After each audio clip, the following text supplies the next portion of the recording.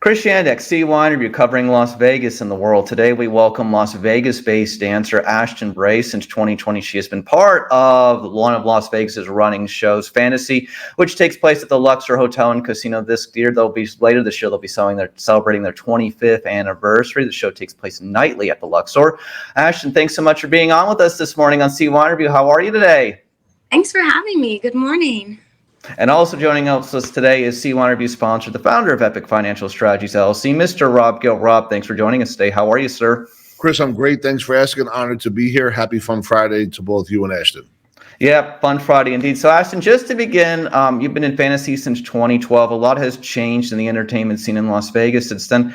How has fantasy changed in those 12 years? How have you changed? And what do you remember about the beginning of this journey as becoming an ongoing weekly Las Vegas performer? Sure. That's a great question. Vegas changes at an exponential rate. So when I came here, even like the side of town I lived on didn't have a lot of development. Everyone really knew each other. We still do, but it's just gotten bigger and bigger. I came in, I graduated college and moved here, got my first show. I worked at Bite at the Stratosphere, which is now, of course, closed. And then I started at Fantasy, and Fantasy was always the dream show. They had the billboards. You'd see them on the I-15 every time you drove by.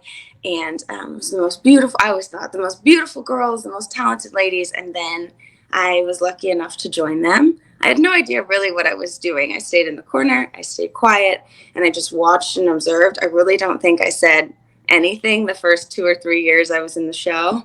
And I loved that. I loved just going on stage, performing and leaving, and that being my end of my responsibility. Well, now, congratulations are in the order, because this week it was announced that you have gotten a promotion. You are now the show's performance director. Tell me about that. Yes, well, thank you. It's a combination of roles. It's a dance captain role where I teach the show to the dancers, the singers, assist in the audition process. I keep the show clean. I make sure every lady knows what they're doing in the show that night. And then I've also added a management standpoint where my producer, Anita Mann, takes women through the show and teaches them kind of how to run a show. So I get to sit in on a lot of meetings where I don't say anything, but I got to sit in on like our budgetary meeting for Q1 or our marketing meeting. And so I'm just really like learning and absorbing as much as I can, while also being the eyes and the ears on property 6 days a week for Fantasy. Well, of course, Rob Gill here, a man who runs a financial services industry. I'm sure there were some interesting things. They're all about business thoughts, Rob. Questions? Well, Ashton, how did you get into dancing? At what age?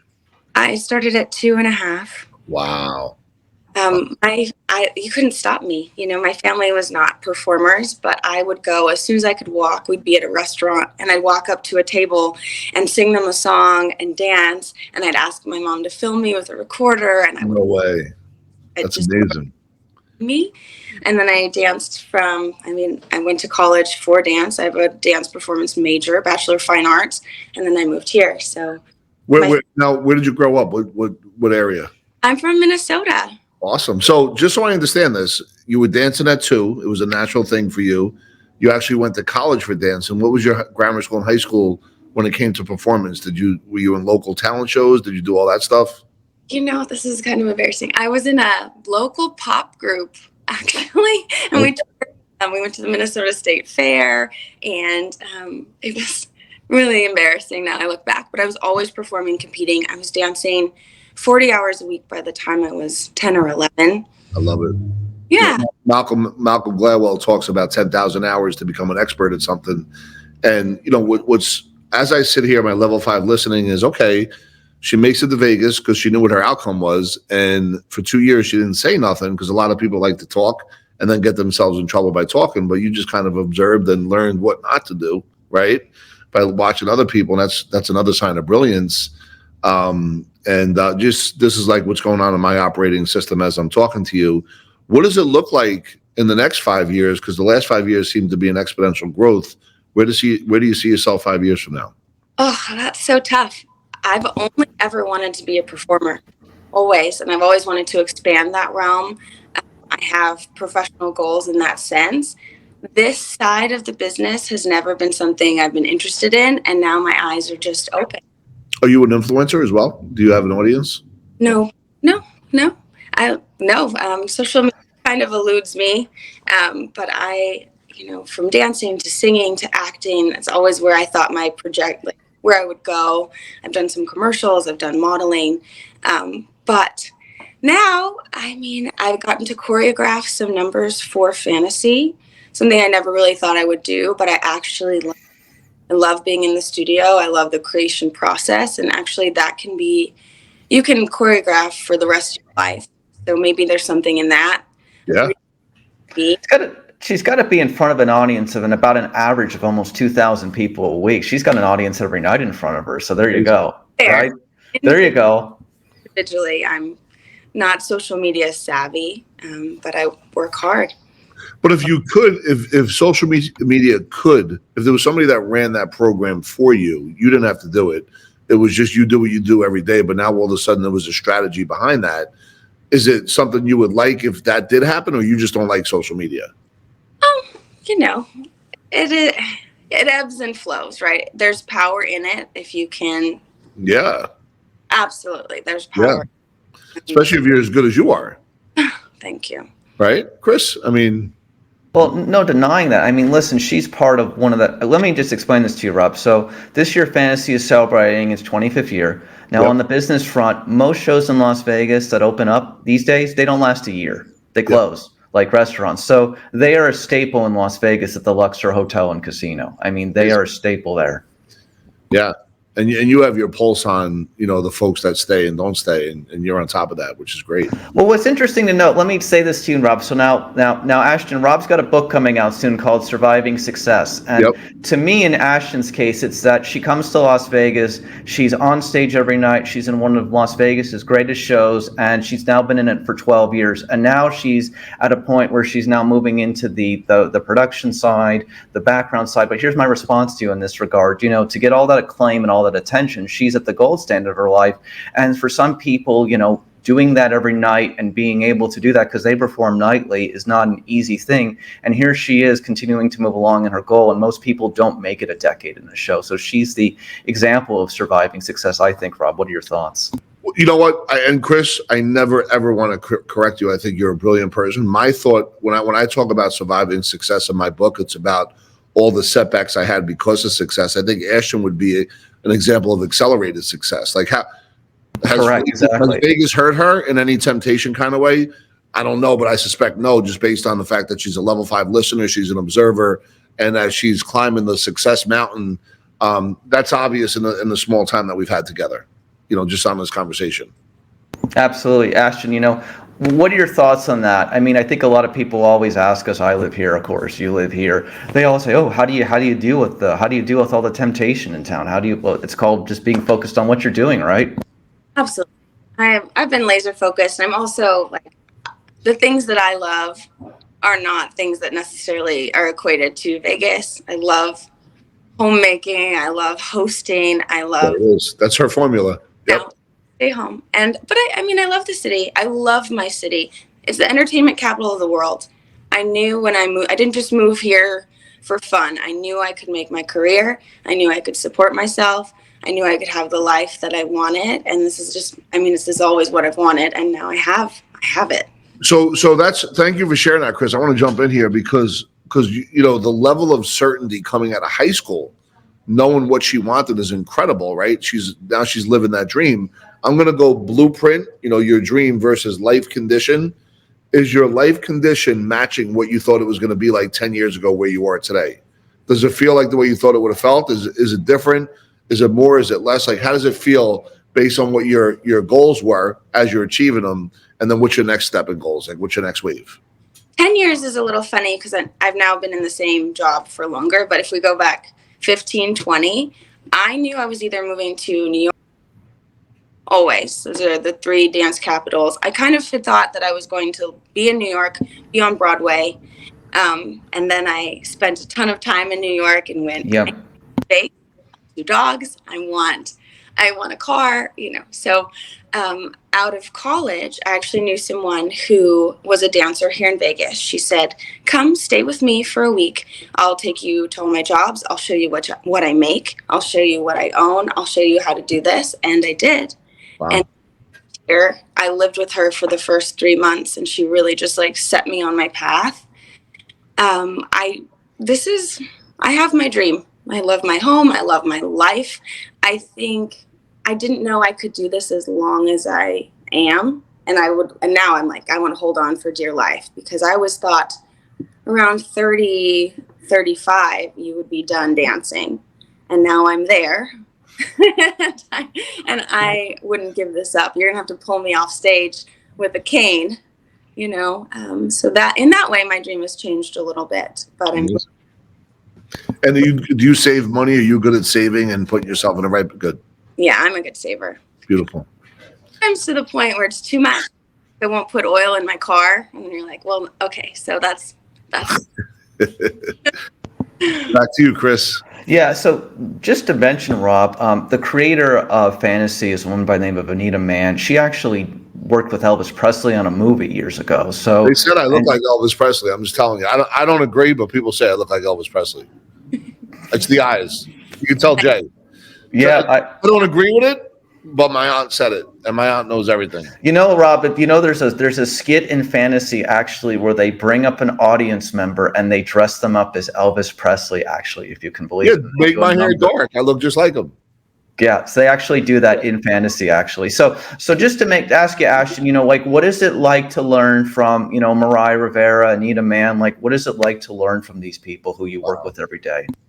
Anita is a legend. I mean, the fact that she even gives me the time to teach and correct me, every time she opens her mouth, I just shut my mouth and take notes.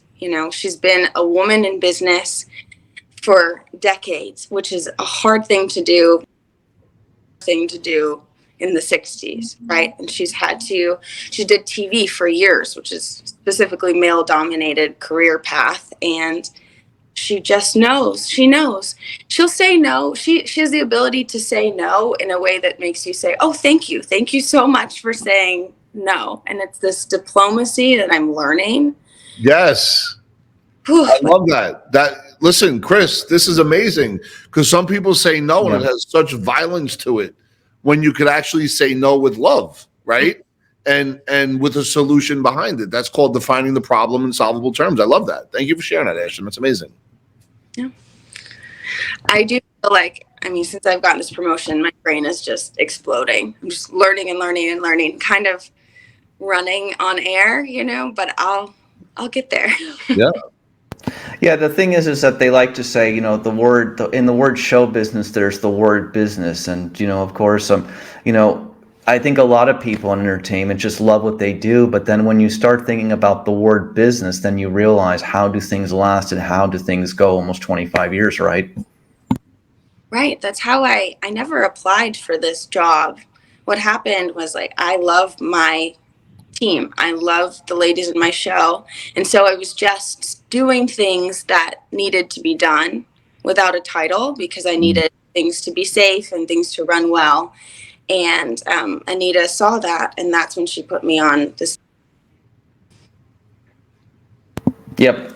So here's what I'm going to ask you. So moving forward on that, talk about the athletic component to dance, Ashton. What your training is like. Did you go to an art school growing up, or performing arts school, or anything like that? No, I went to a regular public school, but I was in the studio dancing 40, 50 hours a week. From the time I was 10, I was also on dance team, which is, very Minnesotan thing. And then in college, it was a liberal arts degree, but with a dance performance specific. So again, just dancing and dancing and dancing, which is the best exercise in the world. I will say, during COVID, this is the first time in my life, I just took a break.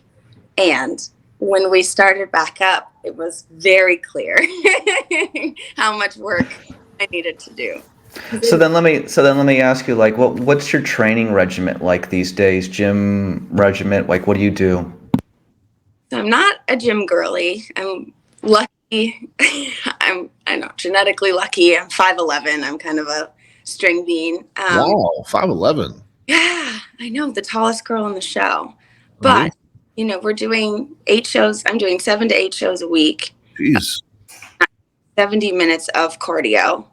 And then if I can, I love to be outside. I love to hike. I love to get recentered. I have a pool. I like to swim. But I know every girl is different, right? So some girls spend an hour or 2 at the gym. Some are Pilates girlies. Some do yoga. So do you do purposeful meditation, or is that your form of meditation, what you just described? I've dabbled. I'm a big reader. Like if I can start my morning off by reading, I'll read something fun and then I'll read something educational. And then I do take a lot of silent time. If I can, I'll listen to podcasts and stuff, but in the house, sometimes just like absolute silence. Process mastery. Yeah. Amazing.